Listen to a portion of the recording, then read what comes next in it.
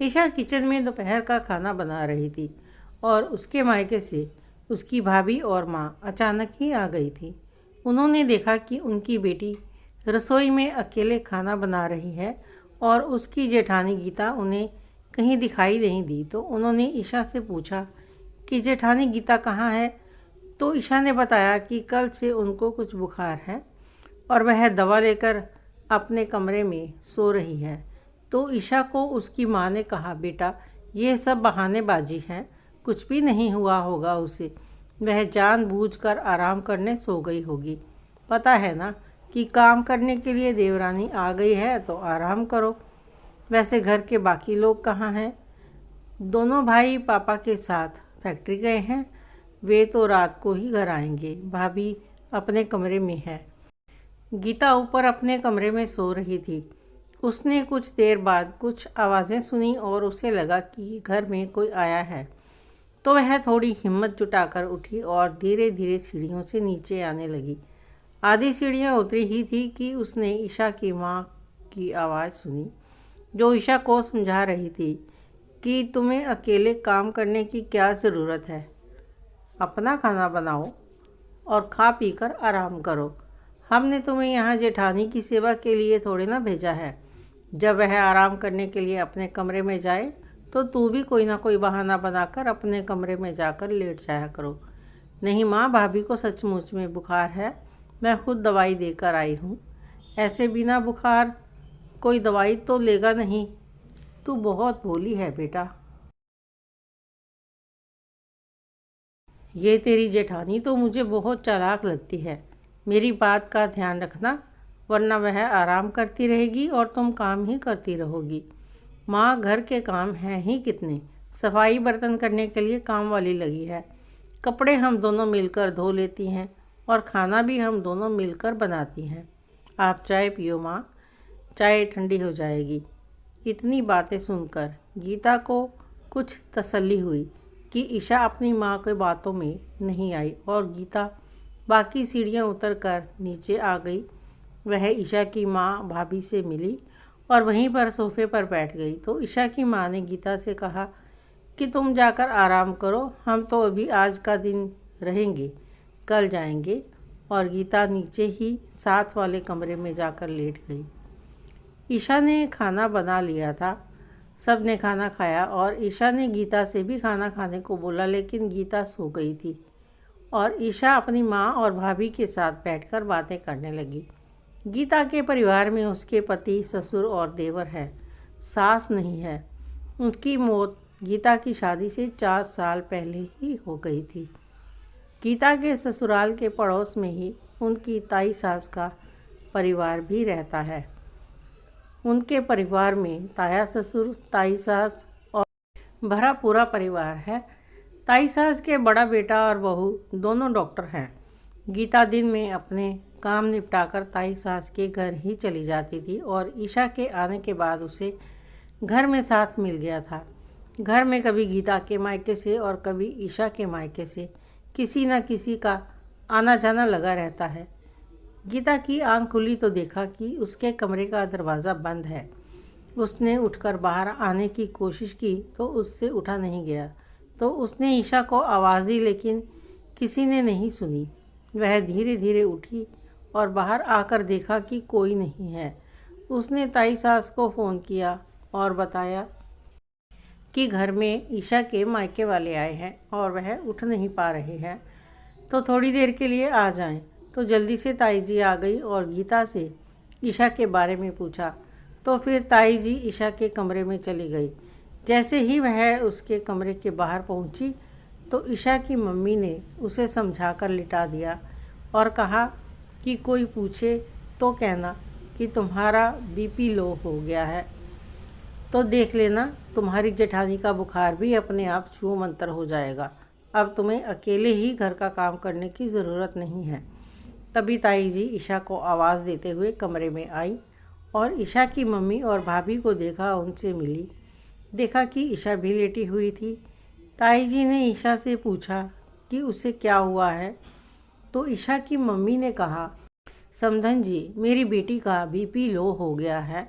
वह गीता के बुखार की वजह से 3 दिन हो गए हैं मेरी बेटी को अकेले काम कर रही है, तो आज इसका बीपी लो हो गया है। जब हम आए थे तो यह अकेले काम कर रही थी, तो शायद थकावट की वजह से इसकी भी तबीयत ख़राब हो गई है। तभी ताई जी ने अपने बेटे को फ़ोन करके बुला लिया। उन्होंने आकर बीपी चेक किया तो बीपी नॉर्मल था। बुखार चेक किया, वह भी नॉर्मल था। तो ईशा की मम्मी ने कहा कि शायद थकावट हो गई है, तो उन्होंने इंजेक्शन निकाला और उसे लगाने के लिए बाजू पकड़ा तो वह उठकर बैठ गई और बोली, नहीं भैया, मैं इंजेक्शन नहीं लगवाऊंगी, मैं बिल्कुल ठीक हूँ। तो ताई जी बोली, अगर ठीक हो तो लेटी क्यों हो और गीता कहाँ है? उसे दवा दी, खाना खिलाया या नहीं? नहीं ताई जी, वह नीचे कमरे में सो रही हैं और मुझे थोड़ी थकावट महसूस हुई तो मैं ऊपर आ गई। ताई जी ने अपने बेटे को घर वापस भेज दिया और ईशा की माँ की तरफ देखकर बोली, समधन जी, अभी अभी मैंने सब कुछ सुना। गीता नाटक नहीं कर रही है, उसे वाकई 3 दिन से बुखार है और मेरा बेटा ही इसका इलाज कर रहा है, वही दवाई दे रहा है। मैं तो गीता की तबीयत पूछने आई थी और घर आकर देखा कि नीचे कोई भी नहीं है। मैंने नीचे के कमरे में तो नहीं देखा, सोचा गीता अपने कमरे में होगी तो मैं ऊपर चली आई। मुझे क्या पता था कि यहाँ कौन सी मीटिंग चल रही है। समधन जी, आप अपनी बेटी को यह क्या समझा रहे हैं? आपको तो यही समझाना चाहिए था कि दोनों को बहनों की तरह रहना चाहिए। आप तो उनके काम नहीं आएंगे, आप अपने घर चले जाएंगे। आपकी बेटी को कोई प्रॉब्लम होगी तो उसे गीता ही देखेगी और गीता को कोई प्रॉब्लम होगी तो उसे ईशा देखेगी। यह तो आपको सोचना चाहिए कि देवरानी और जेठानी दोनों असली बहनों से कहीं ज़्यादा नज़दीक होती हैं। अपनी बहनें तो कभी कभी ही मिल पाती हैं, सुख और दुख में यह दोनों ही एक दूसरे के काम आएंगी। आप ऐसा मत सोच लीजिएगा कि उनकी सास नहीं है तो आप यहाँ आकर अपनी बेटी को कोई भी पट्टी पढ़ा सकती हो। मैंने इन दोनों को अपनी बहुएं कम और बेटियाँ ज़्यादा समझा है। गीता को इस घर में आए हुए 2 साल हो गए हैं और ईशा तो कुछ महीने पहले ही आई है। गीता पूरे घर को इतनी अच्छी तरह से संभाल रही है और ईशा को अपनी छोटी बहन की तरह समझती है। बहन जी, आप यह भी तो सोचिए, जो कुछ आप अपनी बेटी को समझा रही हैं वह आपके पास बैठी आपकी बहू भी समझ रही है। और अगर यही काम उसने अपने घर में करना शुरू कर दिया तो क्या आपसे बर्दाश्त होगा? तब तो आप सहन नहीं कर पाओगे। तो फिर आप मेरी बहू को ऐसी बातें क्यों समझा रही हैं? मुझे माफ़ कर दीजिएगा समधन जी।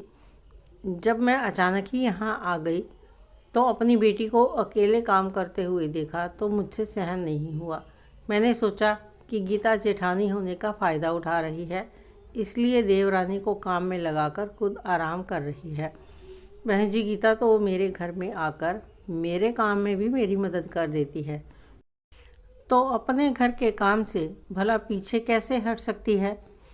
अब मैं ये सब नहीं सुन लेती तो इस घर का माहौल तो बिगड़ जाता ना। मुझे माफ़ कर दीजिए बहन जी। नहीं समधन जी, आप माफ़ी मत मांगो। बस इतना चाहूँगी कि इस कमरे में जो भी हुआ वह गीता के कानों तक नहीं पहुँचना चाहिए। ईशा बहू, माँ और भाभी को यहाँ आराम करने दो और तुम मेरे साथ नीचे आओ, देखें गीता का क्या हाल है। ईशा ताई सास के साथ नीचे आ गई।